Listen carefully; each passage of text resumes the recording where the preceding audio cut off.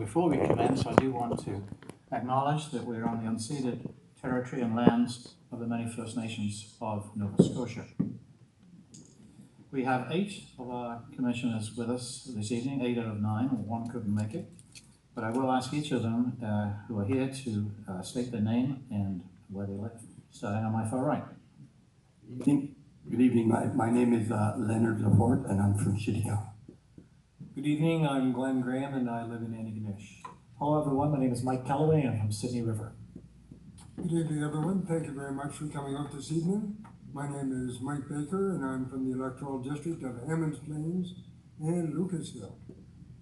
Good evening, my name is Angela Simmons. I'm from Cherry Brook and live in North Preston, and I'm the vice chair of the commission. Good evening everybody, my name is Carlotta Weymouth and I'm from Dartmouth. Hello, my name is Paul Godin and I'm from Saulnieville in the Clerc constituency. Thank you very much. And at previous consultations, I've given a context with respect to why the commission was formed and how it was formed, but unless you've got particular questions on that, I don't propose to do that. We have a good crowd this evening, and I know a lot of people want to ask questions and make statements. As I think you know, we did present an interim report, actually November 28th, to the Attorney General, and there was a press conference later that afternoon. And we are charged with producing a final report by April 1st. In that interim report, we had a series of scenarios in terms of the 51-seat legislature, which we were asked to do. And in our terms of reference, we were asked to do at least one other. In the event, we've actually looked at 4 alternatives, and they're not in rank order. But I know that tonight there's particular interest in the boundaries with respect to Hants East and perhaps adjoining electoral districts. Let me just refer to the maps that we have on the wall. So there are some maps for Hants East and Hants West and some other electoral districts, just in case there's other people here. The data that you have on those maps refer actually to June 29th, 2018, at which point there was 743,500 electors. So on a 51-seat house, which is what we have right now, which is what the boundaries were drawn in 2012, that gives an average of 14,578, which is effectively 1. And then you go either side of that with respect to our terms of reference. This actually showed an increase of 30,000 electors since the 2012 report.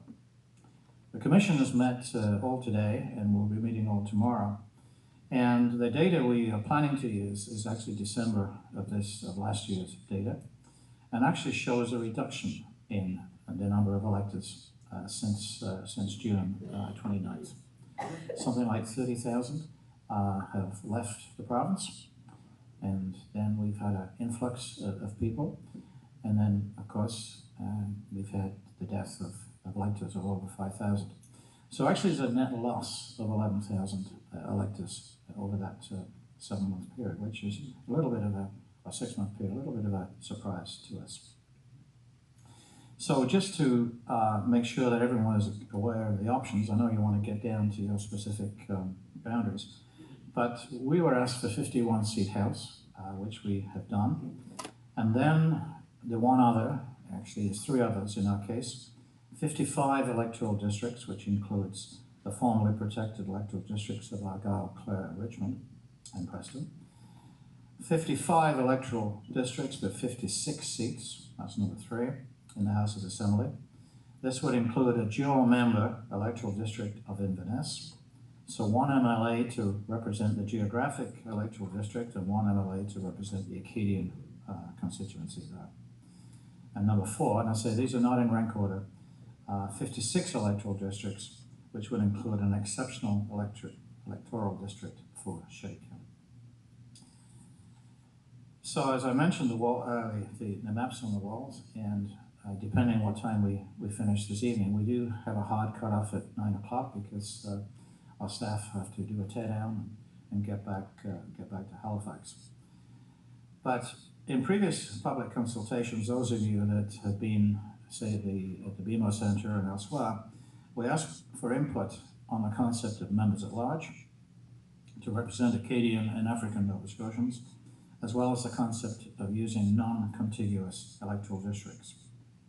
In other words, putting two areas together like Argyll and Clare that are joined geographically perhaps, but in this case there's no road directly to link the two.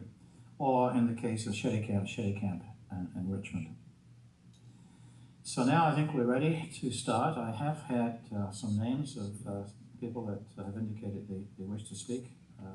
So my intent is to ask those first, and then to go from that and ask from the floor. So I would ask if, when you come forward, and give the names in a sec, that you would state your name, and because everything is on the public record, from this side as well as that side, then we do have transcribers that take the audio, and they want to be absolutely clear that they've got the correct name and spelling. So I would ask then is if you can spell your name. It's a little tedious, but just for those people that will do the transcribing. So our first speaker that's indicated she wished to speak, and the person actually that invited us to here this evening is Ms. Sandra Watson, Dr. Watson.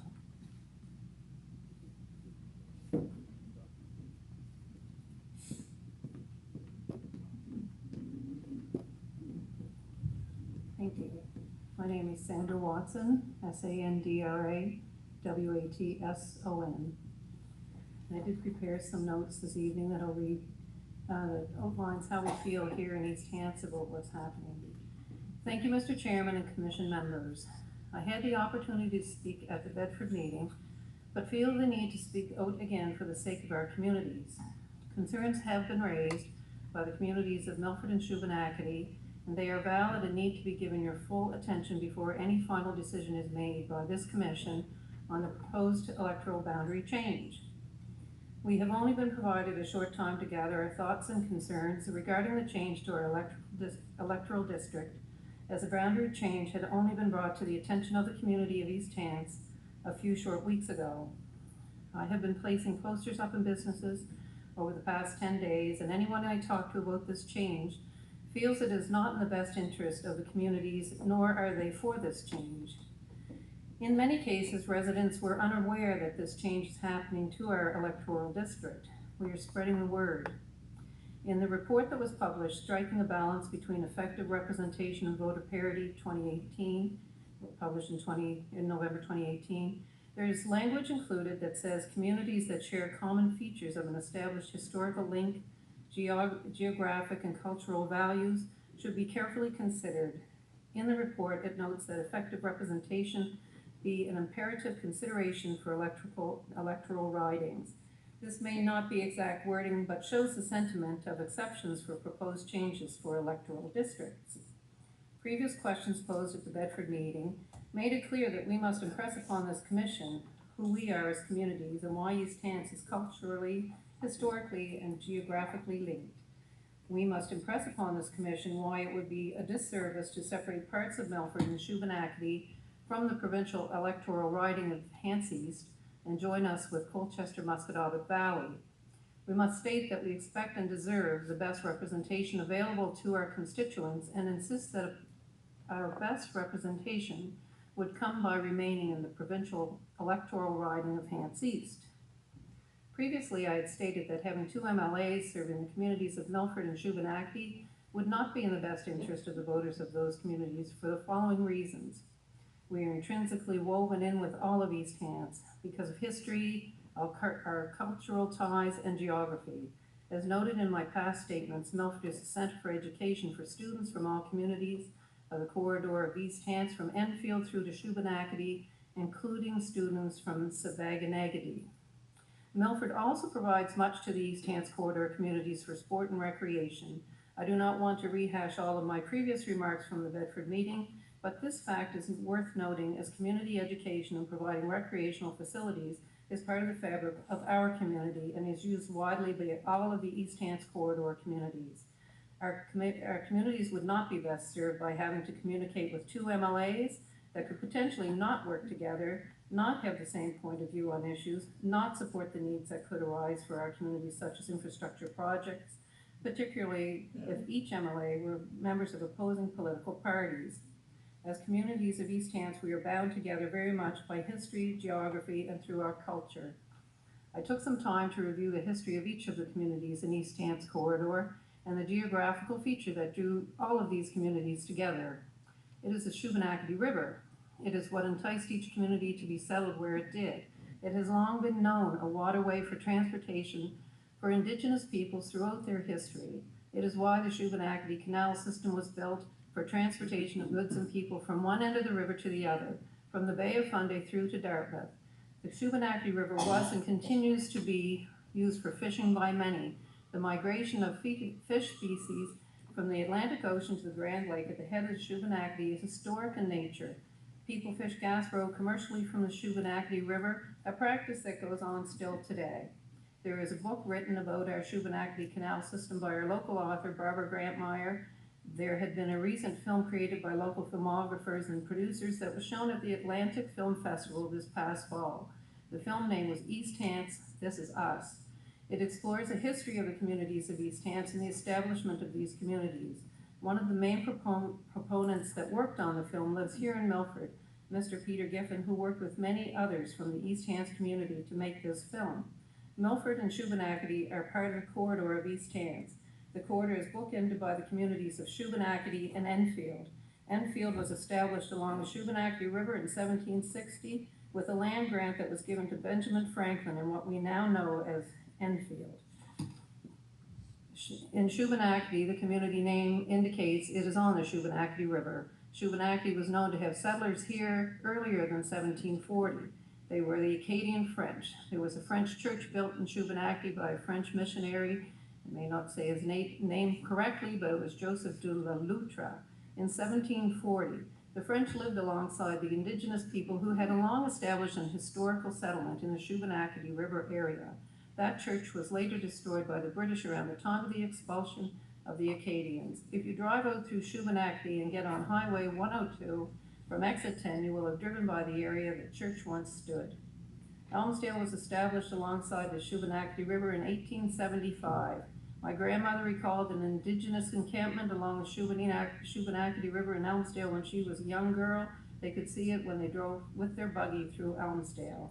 Lance had once been known as Milford, was established in 1890 along the Shubenacadie River, probably before that, but was named Lance Siding in 1902. Milford was established in 1875 along the Shubenacadie River. From 1785 to 1858, Milford was known as Shubenacadie, was eventually named Milford in 1870. Our communities were home first to the First Nations people. Their history intertwines with these communities. There is a long and rich history of the area connecting all the communities in East Hants bordered by and drawn to the Shubenacadie River. It is why we are here. We are not scattered communities that will easily assimilate or not be impacted by a move to another electoral district. We are communities drawn together along the Shubenacadie River, forming the corridor of the community of East Hants. Geographically, we are defined by the Shubenacadie River, not Highway 102. I could see how it would be an easy fix for whoever decided how to redraw the electoral boundary maps by looking at that feature, Highway 102. Redrawing the new lines based on that feature does not take into account the impact on the communities affected by this new boundary, Milford and Shubenacadie. Highway 102 is not a natural feature and should not be the feature by which our electoral district is to be drawn. It would appear that it made their jobs very easy by choosing that highway to define our boundary, but it certainly does not take into consideration the cultural, historical, and geographical essence of who we are in East Hants. Being told that we will be part of the Colchester-Musquodoboit riding is like telling us we should be part of any other disassociated voter riding, a riding where we share nothing in common. We do not engage in day-to-day activities or business with Colchester or Musquodoboit Valley. They are set apart from Milford and Shubenacadie and have their own unique set of circumstances, culture, and history that is not intertwined with East Hants or the communities of Milford and Shubenacadie. In East Hants, we do not share the same cultural, geographical, or historical ties with Colchester-Musquodoboit that we do in our communities of East Hants, where we share a geographical natural boundary, the Shubenacadie River, our cultural history, including the Indigenous people's history in our community of East Hants. This process should not be about the best, or should be about the best for the communities. Where will we be best served? Where will Milford and Shubenacadie best be represented for our needs and concerns? It is not going to be in a riding that we do not have and have not had interaction with, common issues, a community history, or even a common geography.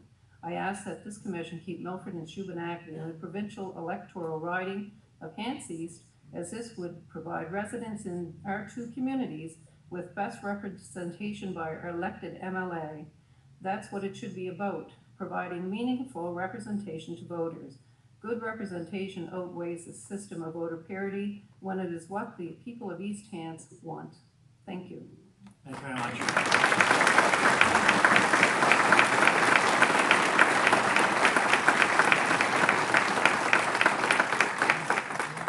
So I'm going to ask each of the commissioners if they want to ask you questions or comment. One point of information, please. You have the exact location of the Keating Church? I could point it out to you. Well, it's not there anymore, but we can tell you where it had once stood.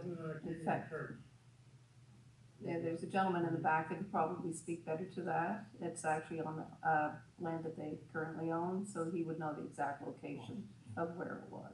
We can address But that. it would be on the Absolutely. side that would be expected to go to Colchester. Yeah. Any other questions of Ms. Wilson? Watson, sorry. That's okay. Any questions?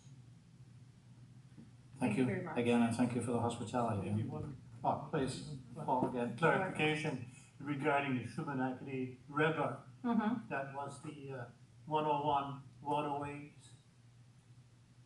103. The 102 you're speaking of, yeah, the highway So- that runs right out here. So that's the essence of your argumentation. Well, that is the division by which we're now being put into a different Because the district. villages is, Well, the villages exist on both sides of the 102. Milford and Shubenacadie are on both sides of the 102, but east of the 102 will go to Colchester, Muscatawbet is what I both sides understand. of the, And the other side will not, it will stay in Okay. East Hants. So now we've got a division of both communities.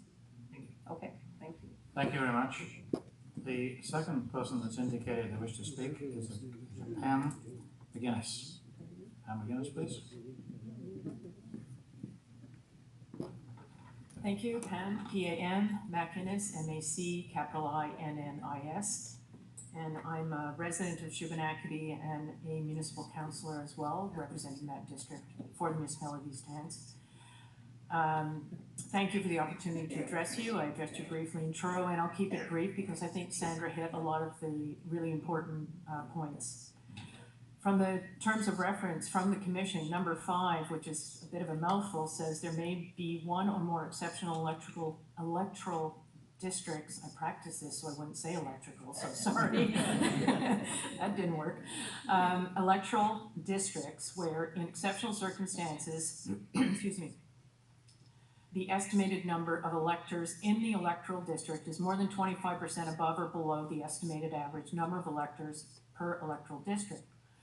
So to that and this end, I reiterate my continued support for maintaining the status quo of our provincial electoral boundary. Our uniqueness may not be immediately obvious visually. It is, however, obvious culturally and socially. From Mount Uniacke to Enfield to Shubenacadie to Walton and all areas in between, sharing urban and rural sections, farm sections, business sections, and working together for the betterment of this district. The municipal boundary and provincial electoral boundary being identical has afforded our residents with consistent representation. Working with the province, whether on grant applications, infrastructure needs, or community needs, having one point of contact for all communities within the district streamline the communication process. This meeting tonight, however, is specifically to address the sectioning off of parts of Milford and of Shubenacadie.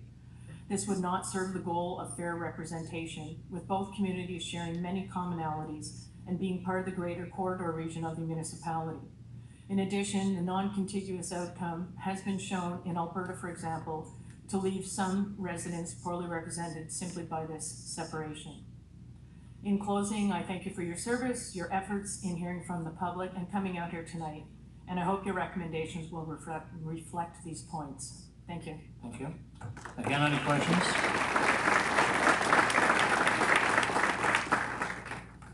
You know, you referenced, Pam, the terms of reference, and there's sort of something at the beginning before we get into 1, 2, 3 and more.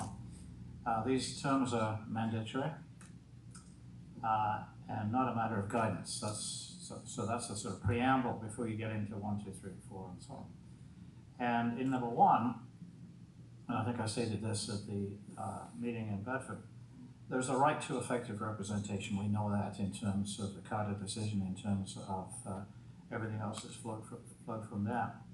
But then in that sentence, it then goes on, elector parity is the prime factor in determining the electoral boundaries. So, and this is the challenge that we've had as a commission, which is why the title was, I think, described previously, is striking a balance between effective representation and elector parity. And this is the challenge we've got. Now, you're right to point out term of reference number 5, because in previous, if I remember in previous commissions, we had no ability to go beyond the 1.25, but you're right in indicating that we can either go up or down this particular time. But again, we have the terms of reference that precede that to take into account. And number 2, deviation from elector parity is justified because of geography. So that might be something to argue. But then deviation from elector parity may be justified, not, it's a qualification then. So I just want people to be aware of what it is that we have to face as a commission, that we have these terms that are given to us by the House, by the Select Committee of the House. And in the past, they might have said guide. The commission should be guided by. This time it's mandatory and not a matter of guidance. So that's what happened back in 2012. If I may Of respond, Dr. Giles, I appreciate that, and in reading 1 to 4, before I cited number 5, I thought, how relevant is it going to be to bring this up? And then it seemed to me that highlighting that there is a little bit of latitude, irregardless of number 1 to 4, might be a good point of reference for our particular communities. Well, we understand that, and we certainly respect that. And, at the BMO Centre in Bedford, after the formal presentation, where we're looking at the maps, this matter was brought up and by other people that were present that evening. So if there aren't any questions, yes, please. Leonard, a little point of clarification. Did you mention that you'd like to see the municipal boundaries in line with the provincial boundaries? Is that? Indeed, it currently is. It currently is. Okay. And so, yes, I would like to see that continue. Thank you. Thank you. Thank you very much indeed. The third speaker is Cody Blouse. Cody? Is Cody? Yes.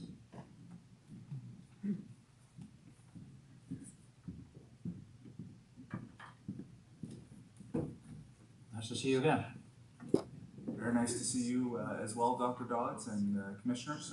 Again, I've had the opportunity to address you in Truro on January 5th and also in Bedford on January 14th, so I will try to be brief. There's a big room here tonight that I think wants to speak. So my focus will be, again, using your discretion as a committee. There's really only 2 options that's available here. It's to either look elsewhere, and there has been presentation talking about other communities in the municipality that may be better aligned. Notably Mount Uniacke. I'm not from that community. I can't speak for that community, and hopefully perhaps there is someone here tonight that can speak to that.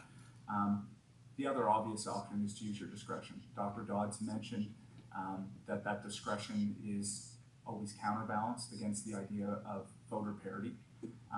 But I guess the question becomes, at what point, at what threshold does a community make it clear that they understand that there is that aspect of voter parity, but that they're choosing to forego it to keep their community interests together? And I guess the argument on the other side for the commission is, well, what about the people that aren't at this meeting that care about voter parity, that think it's important? I guess my response to that would be that they could be here. And I don't know if the commission has received any correspondence from people that are concerned that there should be more effective representation for this riding. It is a concern, of course, Do we deserve more? Absolutely, but we're choosing to put the communities of Milford and Shubenacadie above and beyond that, and people recognize that. So that's a counter argument to that. Sandra and Pam certainly spoke to, we've talked about community. You've heard that for 2 meetings. It's now about what ability you have to make a decision that's justifiable and defensible, frankly, under the eyes of the law. And we talked about, in the terms of reference, geography, historical, cultural, and linguistic settlement patterns, and political boundaries such as municipal boundaries. The communities of Milford and Shubenacadie have been within the municipal boundaries of East Hants since 1879. These are long-standing, existing ties to the Shubenacadie River. Practically and socially, these communities have much more in common, as we've mentioned.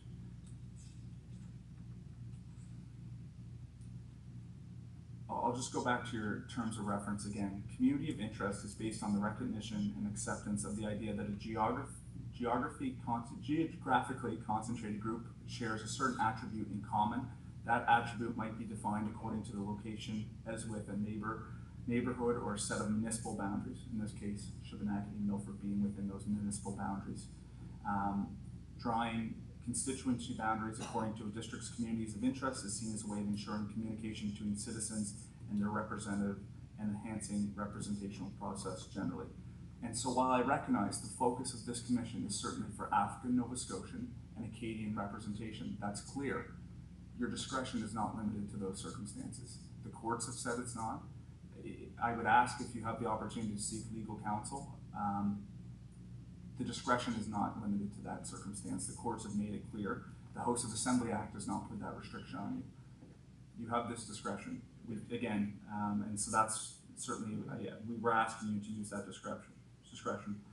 I just want to raise the possibility of using the provincial average of 51 seats. If the commission does choose to go to 55 or 56 and create exceptional electoral districts for minority communities, it brings the provincial average down quite considerably. And that has been mentioned about being now 33% or 38%. I don't know what discretion this commission has to say we are creating exceptional districts.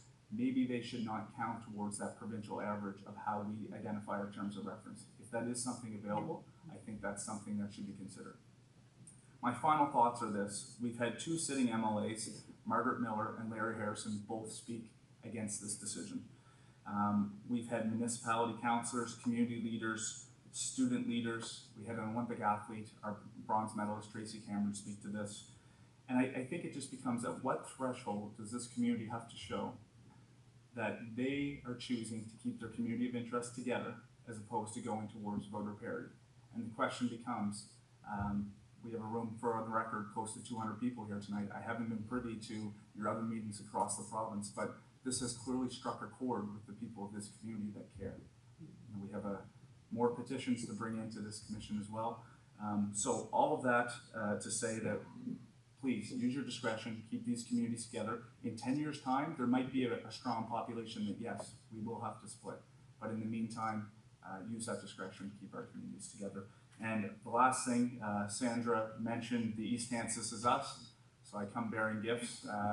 Hopefully it's 50 minutes of enjoyment, and I'm willing to make those as part of the public submission. So thank you. Thank you. If I could just pick up on a couple of things you said. The first is we have not made a decision yet. So this is, at the moment, is something we're looking at. We have a meeting tomorrow of the commission again.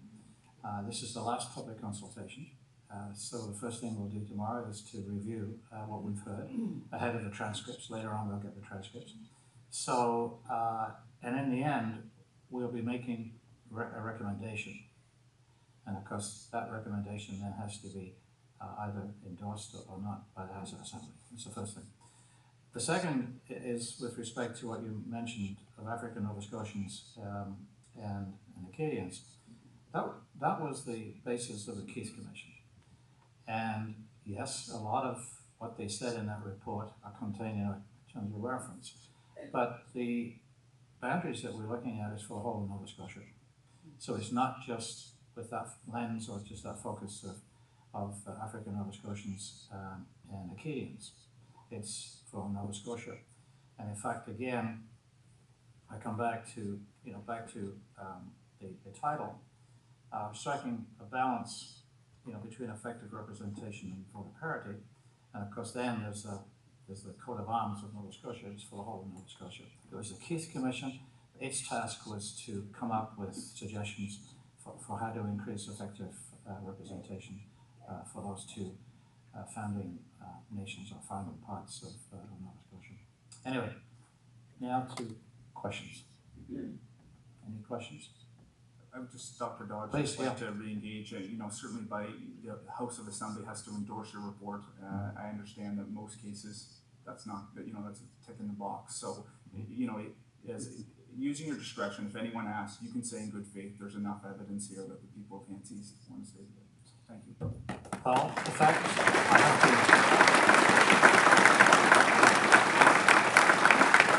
This is the largest number of people that have been at any of our public consultations. We had a fair crowd in Bedford, but this again shows the strength of your views. And in some areas, we've just had literally one or two. I think we had four, when we were in Wolfville, for example. One speaker, 4 people. So we do want to thank you for coming out on a very cold night and making your views felt. Thanks. I will just say my name, I think, for the record, I think Mr. LaFour, Commissioner LaFour, so it's Cody Blois, Kodyblois. Thank you. Thanks very much. So the fourth speaker is Michael Perry. Michael Perry, please. After that, I'll open up to the whole audience. Good evening, everybody. My name is Michael Perry, MICHAGL, PERRY. I'm a resident and the district councillor for Mount Union. My apologies that I'm not more well prepared for this. I plan to attend tonight as an information meeting to gather, and then upon looking at some of the scenario maps on the back wall, I felt compelled I must speak because there was something that I saw there that has not been really communicated to me.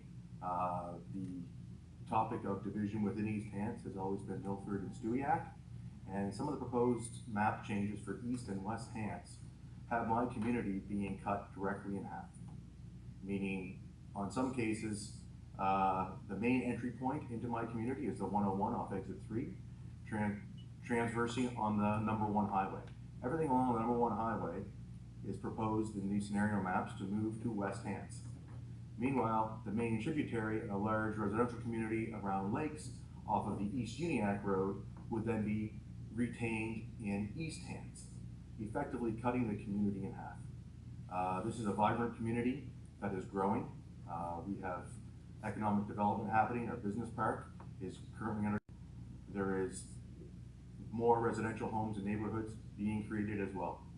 If I look at East Hants as a whole, with upcoming developments, you will see that East Hants is one of the only growing municipalities in Nova Scotia. And in a short period of time, based on the electoral numbers I've seen in this report and from some of your guys' publications of the numbers dropping down to as little as 13,000, it's foreseeable that within the next 1 to 2 voter cycles, East Hants itself could exceed 26,000, and at that time make for a better choice to be split in half based upon that, and keep some of the community ties and boundaries together, and have the division not be done by geographical, but by community. Because in listening to you speak in response to the earlier presentators, one of the things I'm getting a feel from is the main thing what this is for fairness, parity, and I don't think it's ever fair or parity exists if you divide any community, regardless of where they're at. The division of a community across the river that eat together, live together, work together, right, is not the way to divide anybody. By a road is not the way to divide anybody. A community is a community by the whole of the sum of people that make it up. Whether they work, like I say, they work together, they live together, they go to the same school. In Mount Uniacke's case, we've been, for many years, part of the municipality of East Hants. And for many years, as you know the boundary, we're kind of down in the bottom corner. And it's been over a long period of time that I can say, as growing up in Mount Uniacke my whole life, moving away and coming back with work, that I'm proud to represent Mount Uniacke as part of the municipality of East Hants because we are an active member of East Hants. And East Hants is active in our community. Our MLA shows up for community meetings once a month to make herself available to the people of Mount Uniacke. So having the MLA that represents us coming from an area as far as Elmsdale is not an issue for the residents of Mount Uniacke. What would be an issue for the residents of Mount Uniacke is if the core of our town is torn in half and now you have it divided between East and West Hants.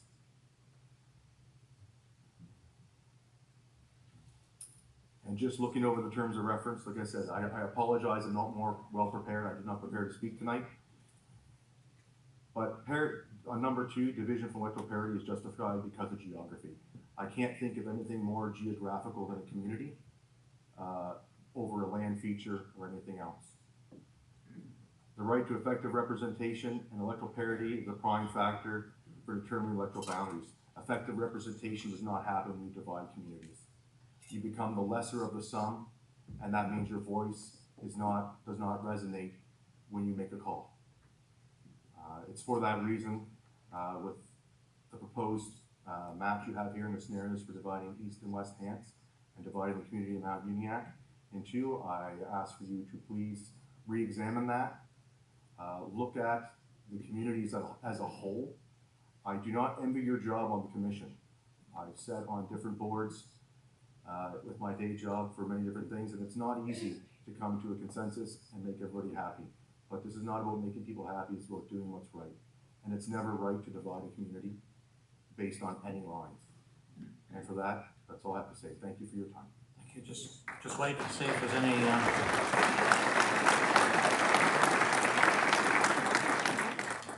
we did spend a fair amount of time today and in previous commission meetings to try and deal with the Hants East situation, if I can describe it that way. We had the same discussion back the other day in Bridgewater on Saturday with respect to Lunenburg West and Queens. And it is, and we had a very strong argument with respect to school boundaries and using those in terms of communities of interest. But, where do you draw the line with respect to a community? How big is a community? So, okay, thank you very much. If there aren't any points, yes? Go ahead, please. Carlotta Wayman-Tarpon. I just have a quick question. Do you have a boundary line in mind that everybody is in consensus with? I'm sorry, ma'am. I can't speak for the whole municipality or even the room here tonight because it is a diverse crowd. But I can speak for Mount Uniacke. The one thing I can say for Mount Uniacke is we don't want to be broken up. We want to stay within East Hants. It's where we've worked hard for the last number of years to be part of. We have a very active community. It's growing, and the community, based upon the lines on the map that are on the wall back there, would literally be fractured in half. And you would have not only divisions amongst geography, but also one of the major divisions is literally the part that backs into East Hants and the part that goes to West Hants. And the community, even by sheer numbers, would be divided in half, which means the voice that we currently have with our MLA of being together as a group when we speak is more well received because we represent a larger population. If those lines were to be fractured, we would be a very slim, because we wouldn't even be a whole community asking or going to representatives, because it would be fractured and split. Okay. Anybody else? Thank you very much. Thank you. So now it's opportunity to call for speakers from the floor. So I'm going to ask you, if you want to speak, if you can stick your hand up and get some idea of how many. Okay. So this gentleman on the right first, he was the first to stick his hand up. Just gives me some idea with respect to timing. If there were 100 people wanted to speak, I'd have to limit you, but at the moment, there are 4 people that want to speak, so I think we've got a fair amount of time. Please. Thank you, Mr. Chairman. I'll try and be very brief. I think the previous speakers have made most of the cultural and connection points. One that perhaps they weren't aware of is that we have 3 Lions clubs in this side of the constituency: Shubenacadie, Milford, and Enfield Elmsdale. And we all frequently work together on various activities and projects, so that's another cultural link that we have.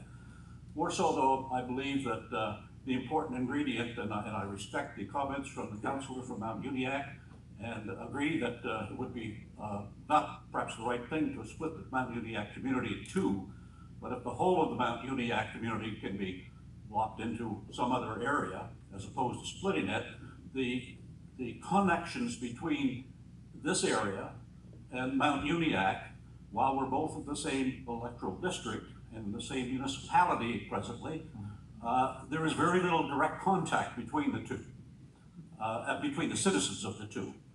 The similar situation exists somewhat with the northern part of the Dole Shore portion of our area. The Maitland through Knoll, Kinnickook area has long history of connections to Truro, because they travel through Truro for business and all kinds of other things. And unless people are working in the Halifax area or this area, their tendency is more to shop, do their things in the Truro area. Similarly, from Birdcote through to Walton, the tendency there is Windsor and West Hants, because that's where they have been traditionally, that's where they went to do their place of business. So if you're looking for alternatives, those might be things. Now, I don't have the numbers that you folks have, so I can't figure out how many people you have to try and reallocate. But that's one possibility, is those areas, and another possibility is Mount Uniacke. But the fact is that none of those communities have the same really important connections that exist between Milford, Shubenacadie, Elmsdale, Lance, and Enfield. The corridor. And so that's my point. Yeah. Thank you. Please. Oh, Leonard Giffen, Leonard Giffen, and I live in Milford. Just wanted to comment, you know, we, as a result of the meetings that we had with you in the BMO Center, you know, we did go back and see what we could do, which is the map that's over there, trying to take something out. Perhaps we haven't done it very well, but you know, we did listen and very intently to what we heard before, and so we're trying to come up with something. Because I recall, I don't have my notes, but recall there were three aspects that were given to us with respect to Hants East. There was a corridor, something else, and something else. But the corridor seemed to be the main issue that you had when we met in Bedford. And if we were to go back, and I think Cody mentioned this before, if we were to go back to restoring as is, that would push us probably about 1.36, 1.37. I don't have the exact numbers. It might be more, it might be less, because with the new data set, we haven't had a chance yet to overlay it on the 51 and the 55 and the 56. But Mount Uniacke, we did have a look at that, and that's why there's the map over there. We might not got it right, but you know, I can assure you we're trying to accommodate the corridor. But perhaps then we disenfranchise or make it worse for other people. So thanks very much, Mr. Giffen. So, second speaker, please, after from the floor. Go straight to the back, please. Yeah, and then I can see a black hand. Okay, yes.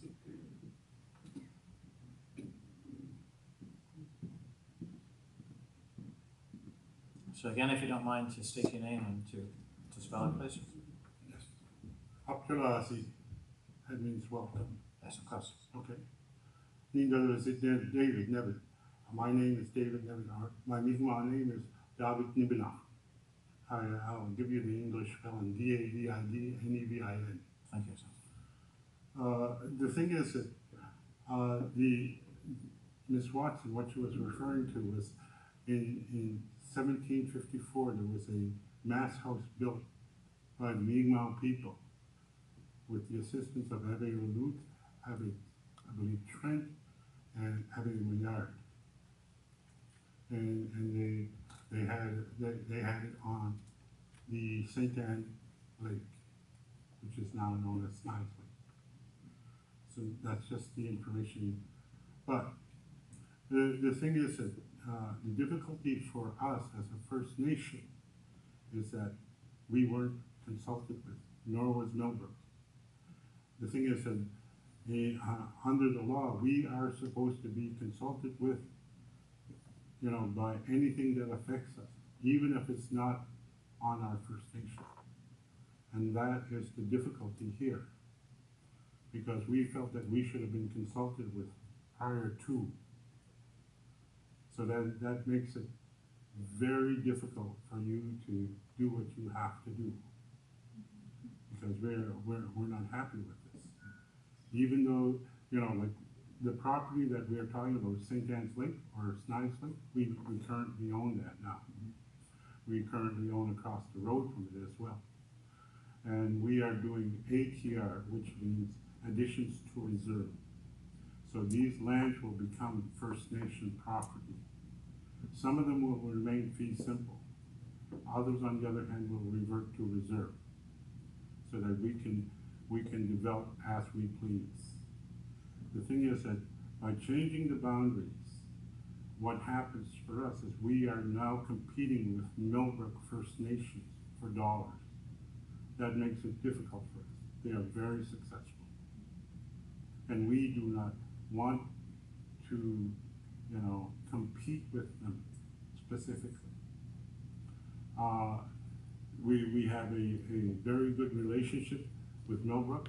When we want to develop and they have the information, they will, you know, they will share the information with us.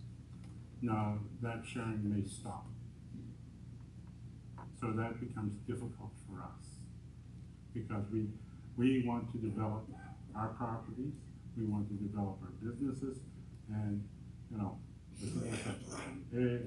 a lot of people don't understand what we're doing. However, we're trying to be good neighbors with, you know, the communities surrounding us. And that is difficult with this new boundary that are being set. And that means that we're going to have to deal with other governments as well, which complicates things for us. And that's why I am here tonight. Thank you. Well, I want to thank you, sir. Just for the record, the commission did approach the Confederacy of Mainland. Yeah, I realize that, but they are all they do is administer programs, because what that's for is for the smaller First Nations, because the larger First Nations like us and Eskizoni, when we apply to government, they cater to us. The tribal councils are usually set up for funding purposes, that they are not as political as a First Nation. You should have come to Shubenacadie and Millbrook and consulted with us. By consulting with the Confederacy, that would be like, you know, me going to somebody else and saying, oh, I consulted with you. That isn't consultation. And as far as I'm concerned, this is not consultation. I understand. So, if I could just be absolutely correct in terms of what you're saying, that issue of consultation is certainly very important and key.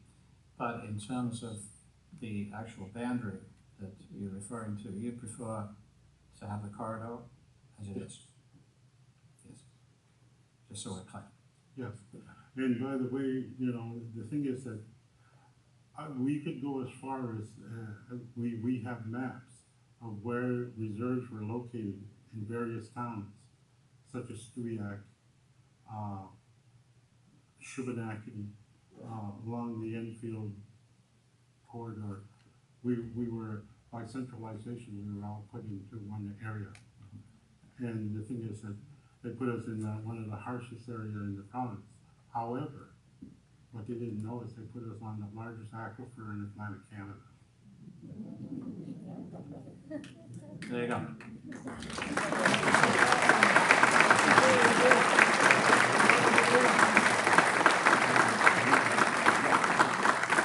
Now, there's somebody on this side, on my left-hand side. Yes, yes. If you could come forward, please. Yes, please. I just saw sort of a black arm, as it were. It's a cardigan or something. Thank you. So again, if you don't mind, to state your name and to spell it first, please. Eleanor Rolston, E-L-E-A-N-O-R, R-O-U-L-S-T-O-N. I'm from the Hants North area of East Hants / Hants East. I am a member of Municipal Council, and I represent the Rod and Gore areas. I just didn't come prepared to speak tonight. I came prepared to listen, but as most people, I have a hard time doing that. I understand the concept of voter parity. Being one of the senior members on our municipal council, we've been through boundary reviews numerous times, and it's always a very difficult process. But I just have to say that while I understand the concept of voter parity and numbers on paper that create voter parity look good, but I don't think it's any secret that within the past number of years, voter engagement in this province is not high. The turnout for provincial elections is not optimal. And to divide communities in any of the ways that have been suggested here, in my opinion, will not promote voter engagement. I think you will have sawed off parts of a larger community where people will say, well, why bother? You know, we're going to be lost within the larger picture. And that's concerning to me, because I think we need more voter engagement. And I'd just like to speak to generally the Hants East Hants area. We are more than just a group of communities lumped into a boundary. We're a family of communities. And that has not been always easy, as within any families. There are fractious times and there are good times. But I can say that over the past 20 plus years that I have been involved in public life, that the ties between all of the communities, from Mount Uniacke to Walton, through the corridor area and the central area, the ties have strengthened, and the interaction between those communities has grown. And I think East Hants / Hants East is a good, viable area, and I think we are stronger together. And I understand that we are probably hanging our hat on being part of, or made an exception because of the slightly over 1% variance. I would encourage you to make that recommendation. It does matter to people. And I think the last thing that the provincial government would have intended when it struck this commission was to start to pit communities or family members against one another to strive to stay within the unit that currently works for them. And it was asked earlier to someone if they had a boundary in mind that would work, and speaking for myself, I think the one we've got right now just works fine. So, thank you.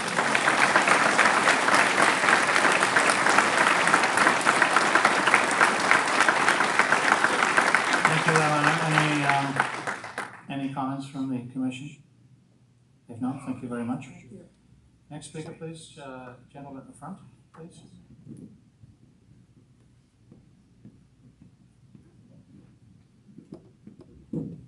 Hello, John A. McDonald, J-O-H-N-A, M-A-C-D-O-N-A-L-D.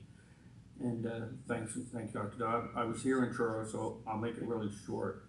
I know the number you have is the problem with the mix, but if you actually take the 34,000 roughly electors that represent the 5 different districts, and you remove it from the 743,000 and divide by 51, which is what the rest are, it'll come into about 13,911 electors. Now, by keeping East Hants together, it would come to 1.31% is where it would sit. Although the last municipal boundary review that was done here, the Nova Scotia Review, NS, great, I forget who they are. UARB, thank you. Yeah, I answer my own questions. They made an exception in Shubenacadie because we exceeded the 25% because of Sabaganagati. And I'm not sure the exact number of registered electors. I don't know, I'm sure the province has them somewhere. But if it's between 800 and 1,000, it puts the percent down to about 1.22 to 1.23, which is below your 25%. So if the UARB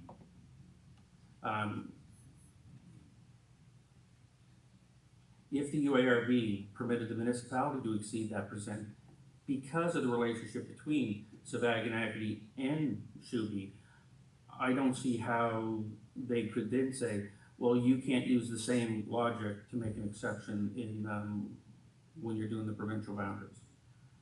And thanks for the clarification, because I was going to ask how Mount Uniacke got taken off, because I read the report twice and I'm going like, how did I miss it? Well, as I say, look, we have been, as a result of the meetings, trying to come up with something that would fit our terms of reference. But could I just ask you to explain again the concept? My numbers? Yeah. Which one?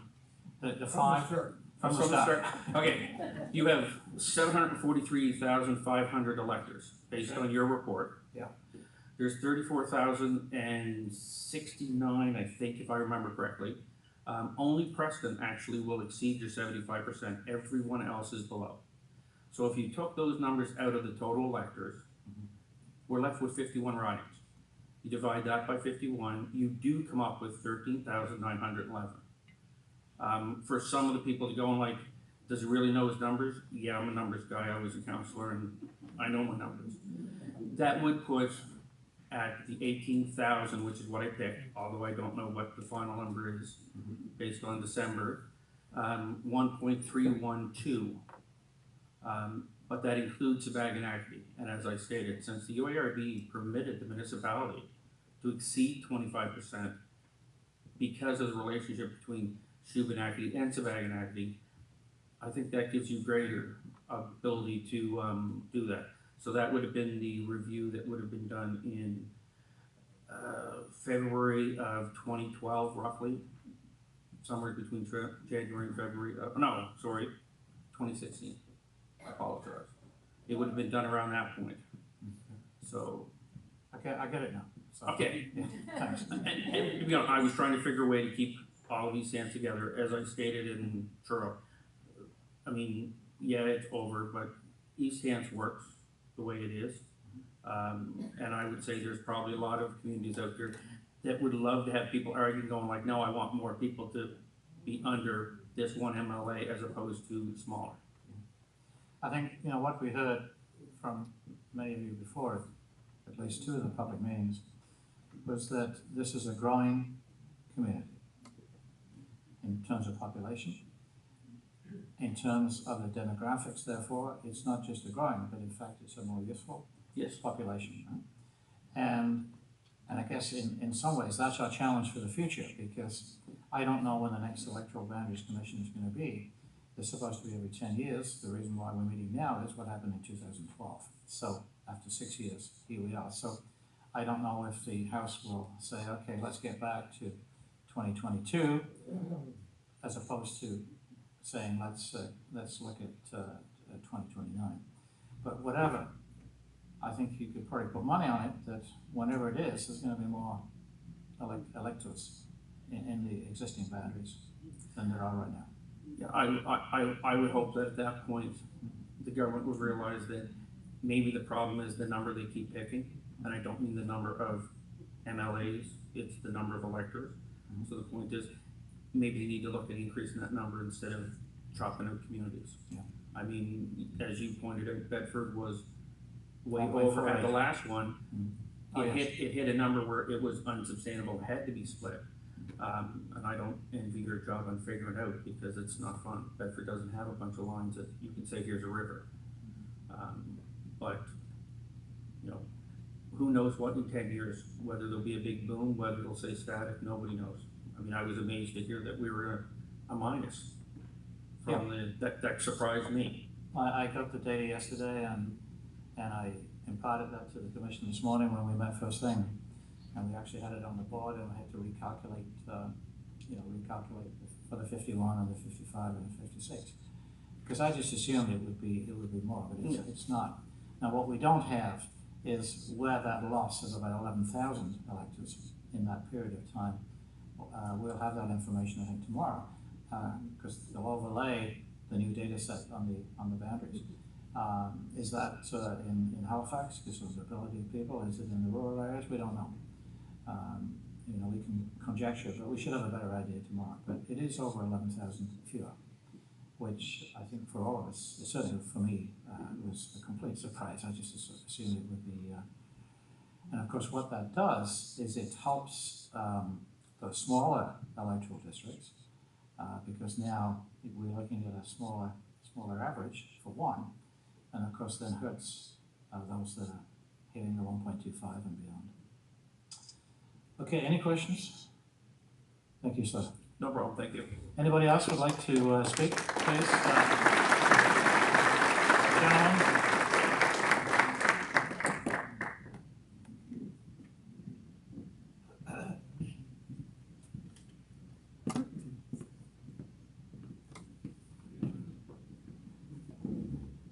Gentlemen? Thank you very much.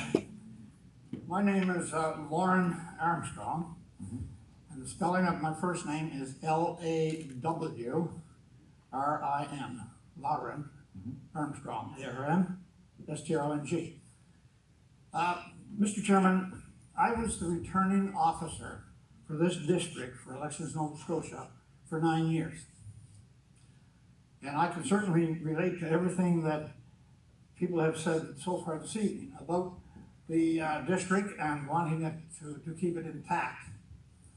But one thing that we really have to keep in mind, and I know you've already referenced it yourself, and the fact is that it's such a fast-growing area, especially what we call the corridor area, that down the road, inevitably, the district is going to have to be carved up a little bit somewhere along the way. If you're able to leave it the way it is right now, using the arguments already put forward, so well and good. But if you feel that you really have to stand by the average number of electors sort of thing, you may want to take a second look at your proposal for Mount Uniacke. Rather than divide Mount Uniacke between West Hants and East Hants, as a returning officer myself and knowing the area, I would suggest that the whole of Mount Uniacke could be kept together and consideration perhaps given to attach it to Sackville-Beaverbank. If you did such a move, you would find that Sackville-Beaverbank, the numbers would come up because it's quite small compared to some of the others, at least by the numbers that I've read on the internet today. So that would keep Mount Uniacke together rather than split, as our Mount Uniacke friend would like to see happen.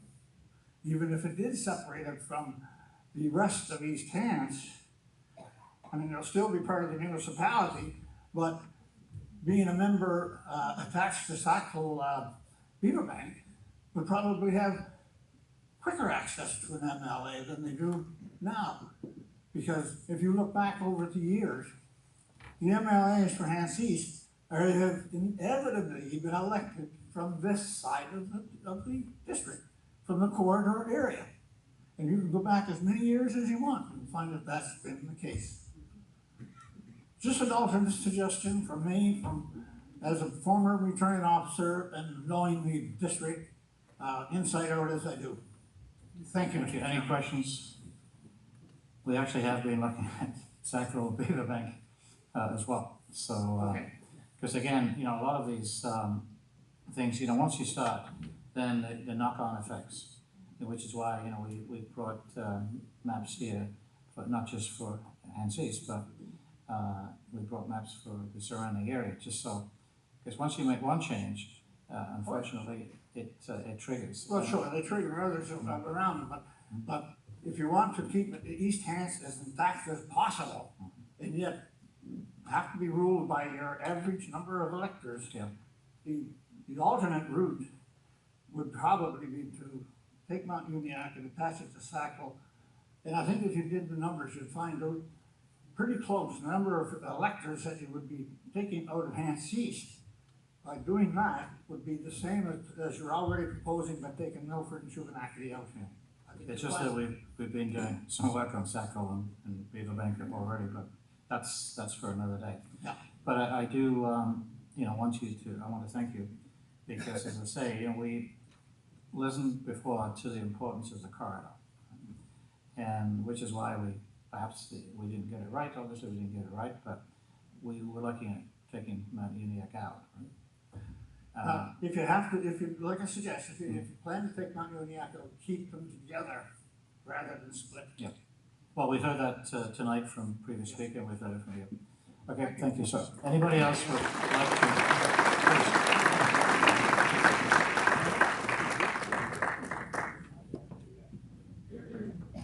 Thank you so much, and nice to see you again. And thank you. First of all, I want to thank you for taking the time and actually coming here tonight. I think this whole community can really show their appreciation that you actually made the time to come here. Yeah.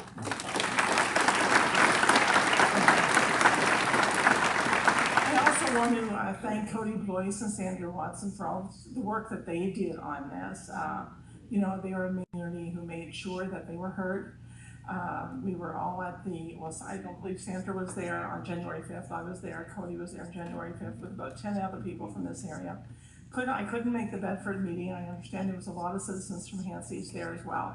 And you can see what the impact has been tonight. And tonight there's a lot going on in East Hants. So to get 200 people in the room is quite an accomplishment at any time. So I really want to thank them all too for coming.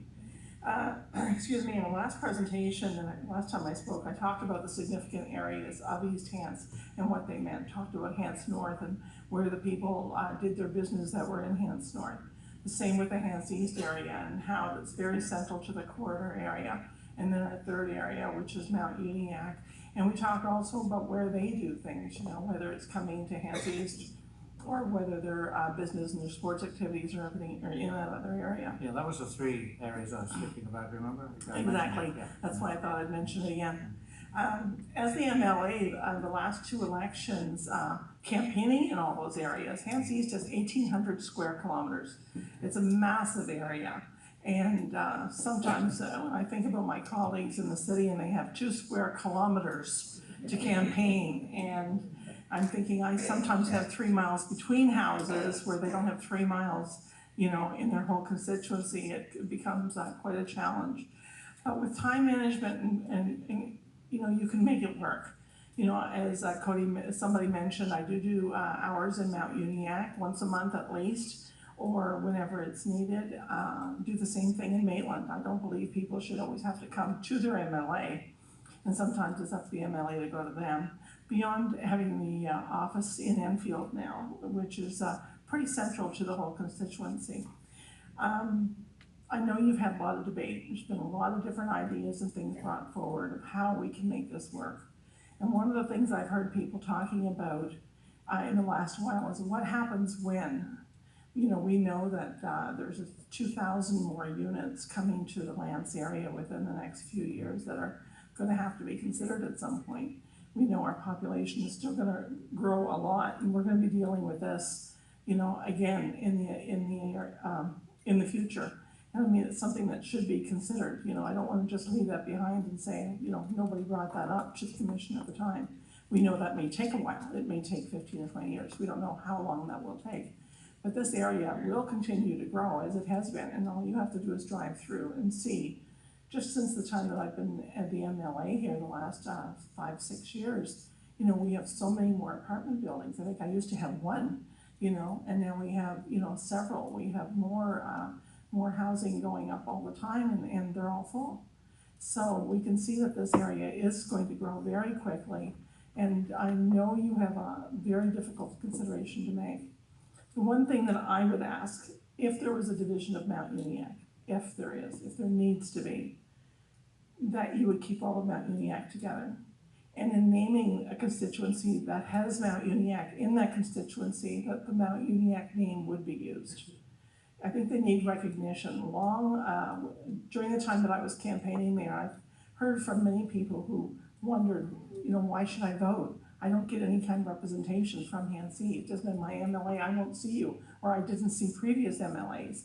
That's why I go there, because I want to make sure that they are appreciated, that they are recognized for what they do as being part of the Hansi constituency.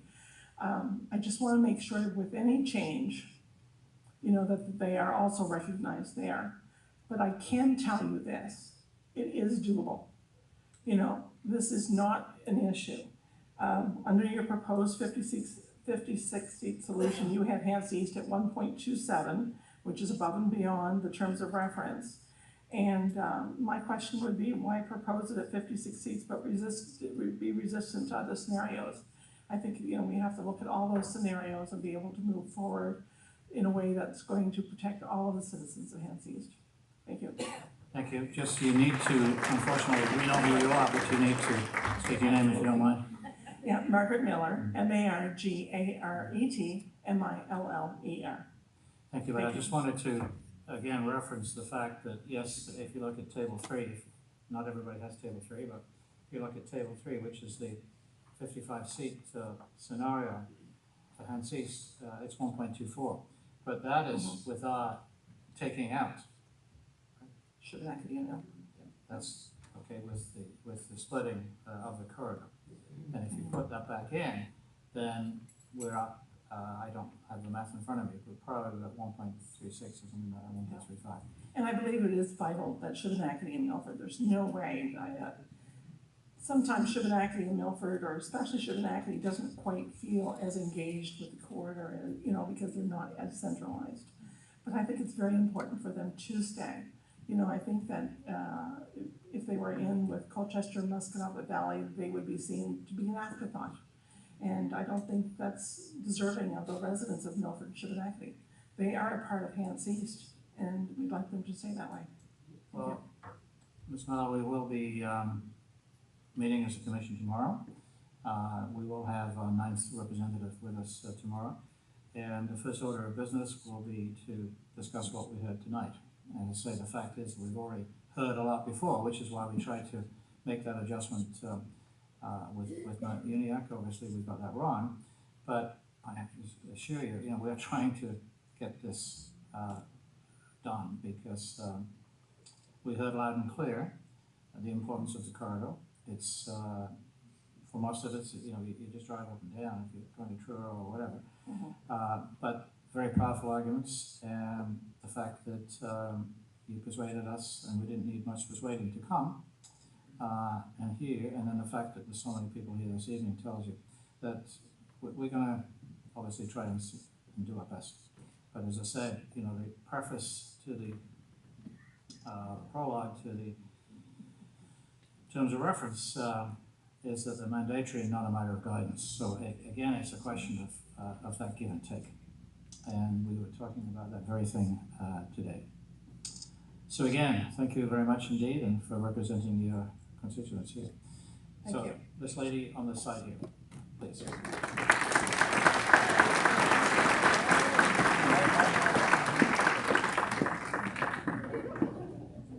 So again, the usual thing, please, name and spell. Yeah, sure. My name is Virginia Peterpaul, VIRGINIA-PETER-PAUL.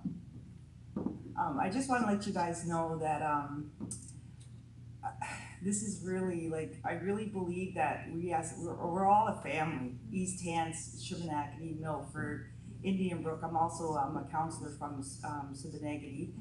I just find it, and I like to thank David Nevin for coming up and speaking on behalf of us, because this isn't consultation to me either. But I just want to let you guys know that we have a relationship with the surrounding areas, and we always had relationships with them. We spend a lot of money through the economy with Shubenacadie and Milford and the surrounding areas. We shop in Elmsdale. We play hockey in Elmsdale. We go to school in Shubenacadie. There's a lot of relationships within our communities. I just want to give you a little story. I won't talk very long because I can talk, but I just want to tell you a little story.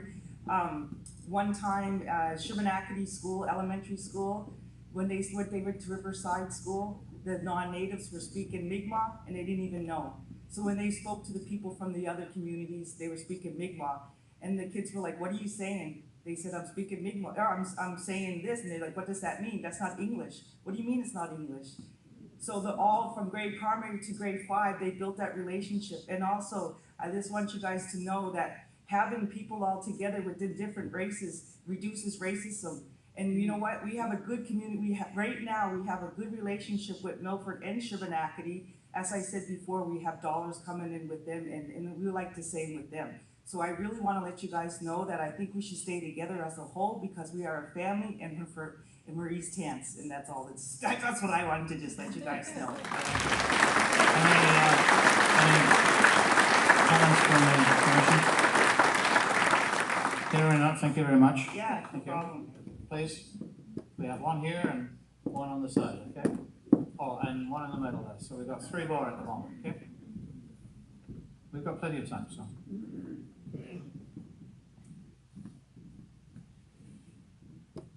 Good evening. Good evening. My name is Willie Courtney, Willie Courtney.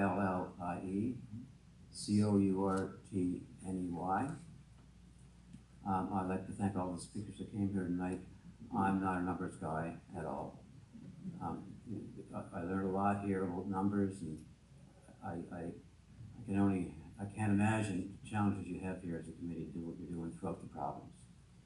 But I am a community guy, and I just want, for the historical record, the corridor area started in Shubenacadie. It was commercial center of this area of East Hants. The first municipal office was in the basement of a high school, HERH. It started in Shubenacadie. It grew towards Halifax. We were the commercial center because the Toro was a hub, the Chile was a hub towards Windsor, Maitland. And it was an insult to our grandfathers that if you're going to cut off a corridor of people, you cut off the center of where the place started. And that's very bothersome to me, right? It started in Shubenacadie. Our first speaker said it was all called Shubenacadie. Lenny Giffen said the first Lions Club was in Shubenacadie, and he went to Enfield, Elmsdale, right? That was a nemesis of this community. And to hear this recommendation that we're going to cut this community apart and we're going to cut the head off it, it just wasn't fair. I just wanted to get that because it has been bothering me, and I thank you much for letting me speak. Oh, my pleasure. Okay, thank you very much for that. So we have one more there, then you're going to be number 3 following this one, okay? Good evening, panel. My name is Stephen King, STEPHENKING. I had the privilege to speak in Truro on January the 5th, and like many of the speakers there, I talk mostly about geography, history, and culture. I'm a longtime resident of East Hants. I live in Elmsdale, probably close to 40 years. I'm also a municipal councillor for Elmsdale, Belknap. The one thing that I wanted to mention, we've talked about natural history and geography, etc. I just wanted to talk very quickly about man-made history and infrastructure. And infrastructure can either be the boom or the bust for a community. And why I wanted to mention it, in particular the corridor area, at one time Shubie had its own water system, Elmsdale, Enfield, Lance had its own. They're all one now. And there's new water tank in Shubenacadie. The municipality is looking at other things in the future. And the reason I mention it is most often, if not always, infrastructure is a big cost. And it's usually cost shared provincially, federally, etc. And I know, East Hants as a municipality, have done projects in Milford and Shubie in the past, and I know there's things certainly on the radar for the future. But they all involve cost sharing, and it's usually provincial, federal, along with municipal. And to me, I think it would be very, very difficult if you're looking at projects in Milford and Shubie, which are very, very much a part of East Hants and the corridor, for that type of cost sharing. You could be looking at 2 different representatives of government.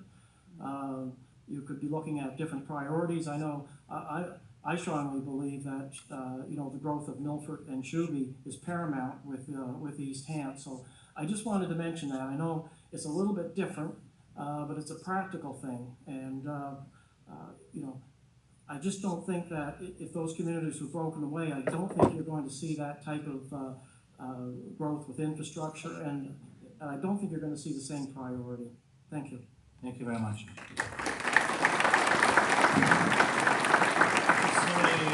On this side, on my right-hand side, yes, sir, please. And then, lady there, here, after.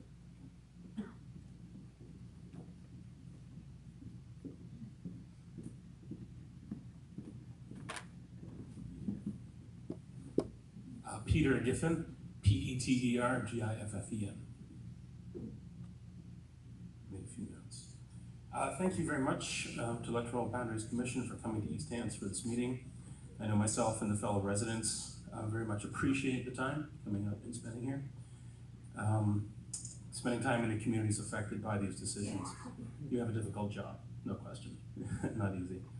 Like I mentioned, my name is Peter Giffen. My wife and I live here in Milford, just about 500 meters away from this hall.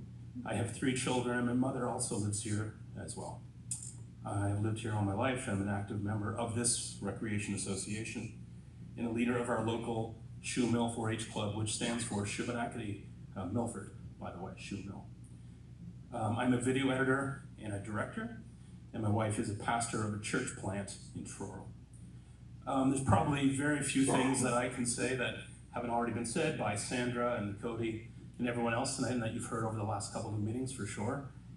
The confusion that it would bring to the education system with schools issues, potentially dealing with 2 MLAs, dividing communities, and potential confusion that having 2 MLAs may cause. I know you have a difficult job to do, and I understand that there are real challenges in the rural areas of our province with population decline and economic development, and East Hants is no different. But I simply don't see how this change makes sense. I'd like to echo my friend and president of this facility, Sandra Watson, saying that we are a growing municipality and a growing community, and we don't want to be split from the rest of East Hants, be it in an electoral boundary or in any other way, of course. In my experience, when it comes to difficult and emotional decisions, people sometimes struggle to explain how they feel in a logical way. It's not easy, and I am certainly no exception. I personally have found I do my best writing with audio and video.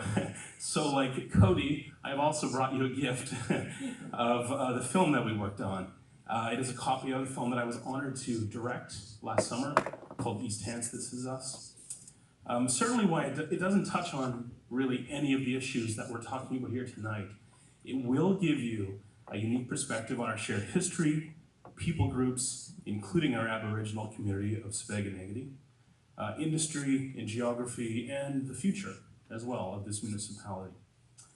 You'll probably have a few, I didn't know that, moments, and a few laughs, and it will really help you understand that, this is us and all these people. There must be other options to be looked at. Keeping Shubenacadie and Milford where we need to be within East Hants, and I support the status quo of the East Hants electoral boundary. And it's obvious it really matters to people. You can tell that from tonight and from your other meetings. I don't have to show you that. Now I know what you're saying. Peter, I don't own a DVD player anymore. And you may not, and that's okay, because I've also included my business card in them if you want a link to watch on your phone or iPad, right? Send me an email, I'll send it to you, no problem.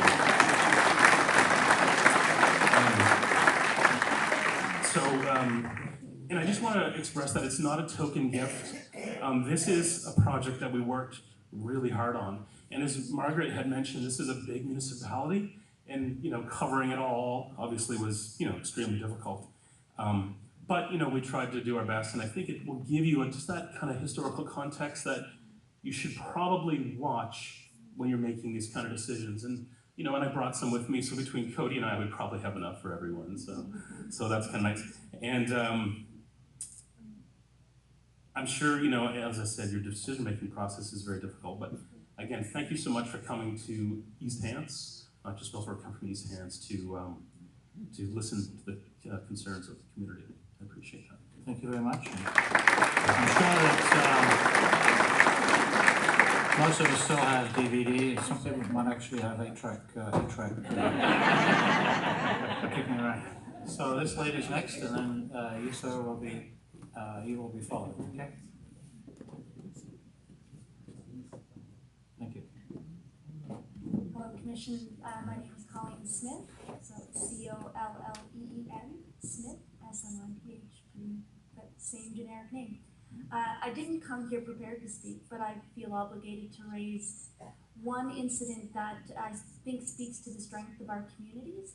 About 2 years ago, the schools in these areas, the school in Shubenacadie and the school in Lance, we were told that one of them were going to close.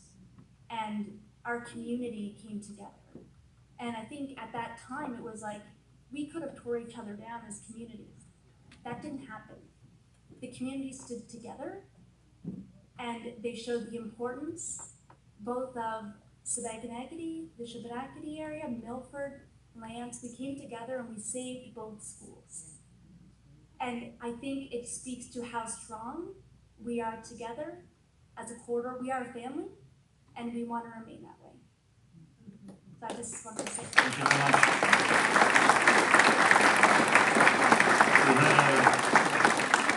had a very similar story actually on Saturday with respect to a school in the Lunenburg West Queens area. But the community came together and they saved the school. Right. Yeah. Thank you and so now much. we want to save our electoral boundaries. Thank you. Gentlemen here, did you indicate you wanted to speak? Not really. I put my hand up because I need to. But you want to speak? Please, thank you. But I will speak. Norval Mitchell, Norval Mitchell, Mitchell. Following the last speaker, I was on that review committee for the two schools in Maple Ridge and Shubenacadie and Lance. So the big problem with that was trying to decide which school was better, which one we should keep. How would people feel if we closed Shubenacadie and moved them to Lance? How would Lance feel if we closed and moved some of those students to Shubenacadie? It was a tough decision. We had to convince the whole school board. Staff at the school board wanted to close one or the other. But through hard work from the community behind us, from our digging into research from the province, we were able to present to the school board, which covered Shubenacadie Central, enough information to convince them that yes, Shubenacadie was an important part of the corridor and the culture of East Hants, that closing Shubenacadie wasn't good for the race relationships between the Mi'kmaq people, the white people, and as you can see behind me, there's not many people of color. I'm here this evening to support all those friends that I have in Shuby, in Milford, Mount Uniacke, who may be on the cutting edge of this decision. They didn't ask me to come. I came because I consider them my friends. And staying together as a community helps us become stronger. If you watch what goes on below our border in the US, my sisters, one in Southfield, Michigan, one in Chicago, Uncle Willie in San Diego, my aunts and uncles in Massachusetts, are struggling with trying to have an identity under the present conditions. I don't feel that way up here. I feel that my friends treat me just like I treat them, as a human being. I can't see that cutting off Shubenacadie and Milford from the whole of East Hants is going to make them stronger. They are part of us. I'm hoping you can see beyond the numbers. Put yourself in their spot. what's the right thing to do?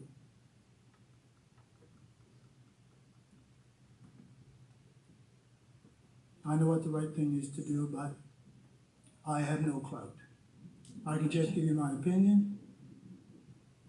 I thank all those people behind me for coming. It's a tough decision. They're very passionate about where they live, what they want, and what the future holds for their children, their grandchildren.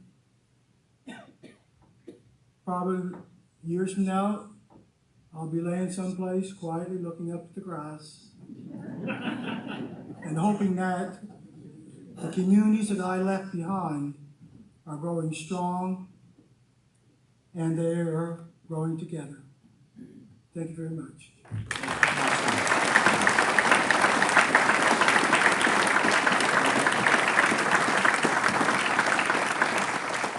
So do we have any more speakers? I think we've heard a fair range of arguments, but if anybody has some additional, as I said, the whole issue of schools was brought up before, but we heard it very much on Saturday when we were in Bridgewater. Anybody else like to come forward? Please, come back. Thank you. Just one point. Margaret raised about the different proposed solutions, and we talked about it.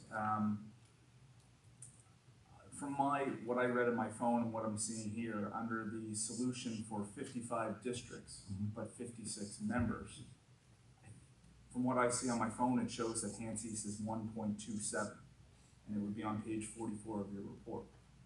So I'm presuming that if the 56 members is an option, which of course it is, it's on the table, we've shown that the committee, or the commission at least, has shown that in that circumstance, they're willing to go above and beyond the 25%. It shows 27% here. So if it's proposed under the 56 members, 55 districts at page 44 of your proposed electoral distribution, if you've used your discretion there, we would ask you to use your discretion elsewhere as well. Thank you. Thank you. Yeah, we're aware of that as well. But as I say, there are no decisions yet on this side of the commission, and in the end, all we do is make recommendations, which then the House can either accept or reject. But no, you're quite right, it's 1.27, and we're quite conscious of that. But we haven't finished our work, because we can't finish our work until we finish our public consultations. And this is the last one. I think it would make 23 that the commission has done since September. We did 12 in the first batch and then 13. But if there aren't nobody else wants to speak, please, yes, you can come back.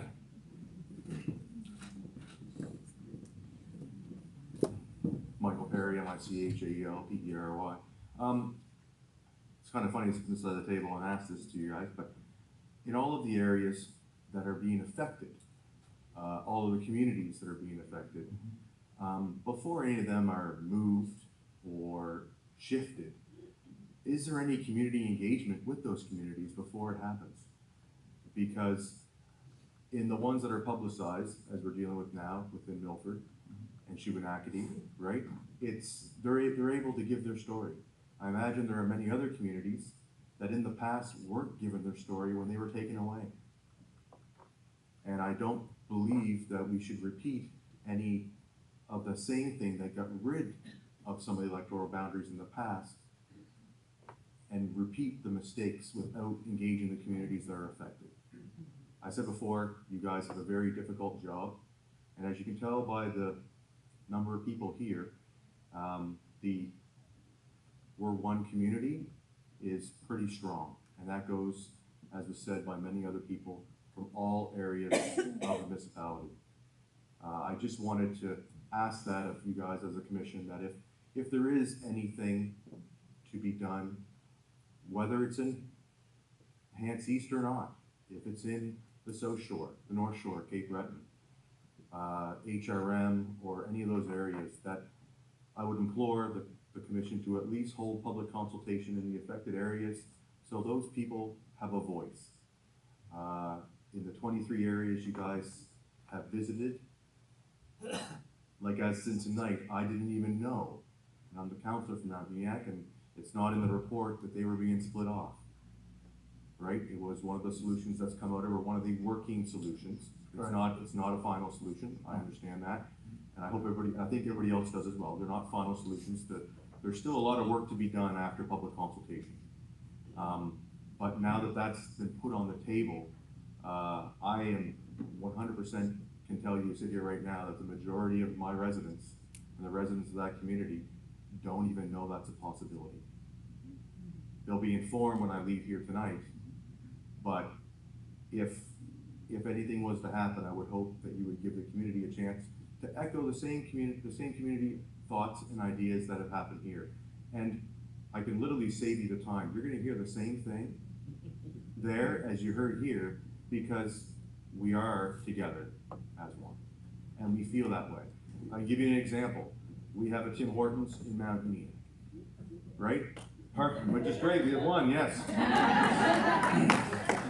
But unfortunately in the Mount Uniacke area, we don't have a food bank.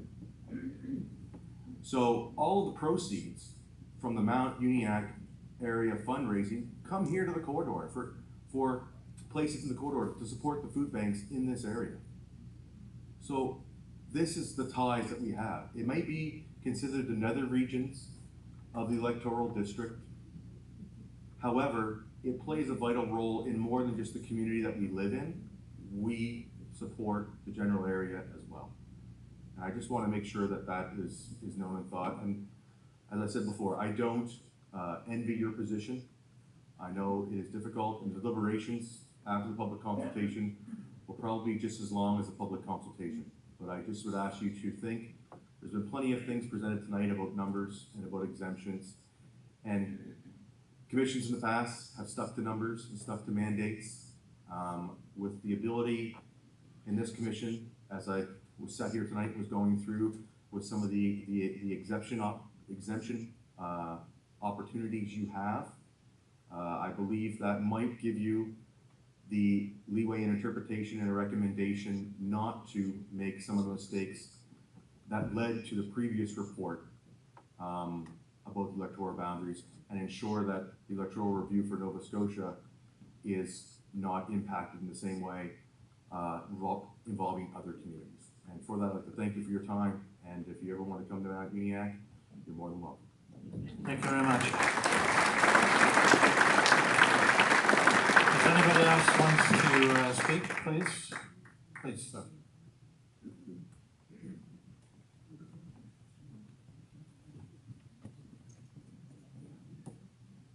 Hello, Keith Rhino, Municipality of East Hants, KEITH, I am one of the further counselors spoke there, and she said she is one of the oldest ones, and I guess I'm very close to her in the municipal years, good or bad. I've heard different people put different proposals to you tonight, one of which was splitting Mount Uniacke or taking Mount Uniacke out. And I've also heard, well, the Hants North area, they congregate toward that. I am here to support the whole of East Hants, not just cutting some of it. I did have, when I come in here tonight, I looked and I had a sort of an idea, but I've changed my mind with regard to taking Mount Uniacke out. I think we are stronger as a whole. And I can imagine that the legislative people who sanctioned this commission for you to sit would not be stuck on numbers that would split a community. I must remind you that numbers are cold, hard things. These people behind me, they don't want to be seen as a number, they want to be seen as a community and stay together as a community. They're not numbers. And I can't imagine anybody in the legislature sitting down when they receive your report, no matter what it is, saying, well, 6%, we're going to accept your thing. I mean, we've been through this at the municipal level before. We've gone above, I think ours was plus or minus 15 or 17%. We've gone above that and has been accepted by the UARB and some things. So don't judge this on parity. I love to be equal, but some things in life, you just can't be equal in everything. So I thank you for letting me speak. Thank you very much, sir.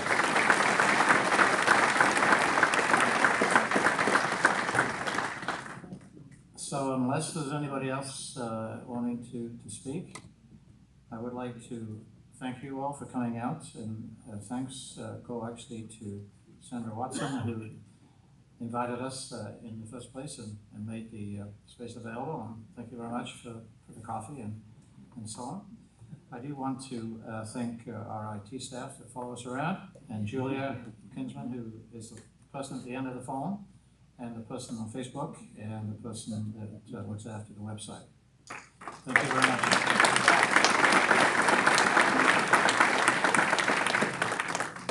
So I say this would make 23. Now, some of those are duplicates because, you know, we have sometimes gone back to somewhere for a second time.